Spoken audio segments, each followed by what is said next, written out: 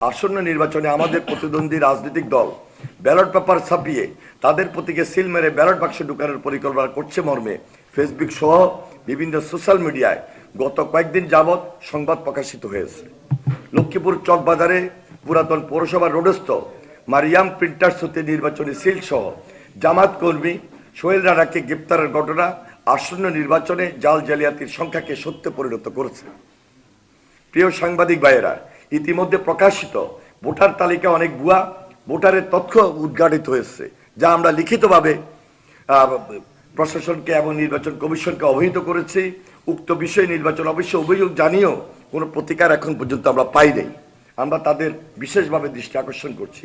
আমাদের কাছে তথ্য রয়েছে, আসন্ন নির্বাচনের দিন বিভিন্ন কেন্দ্রে সহিংসতা সৃষ্টির লক্ষ্যে কেন্দ্রের আশেপাশে দেশীয় অস্ত্রশস্ত্র মজুদ তারা করেছে।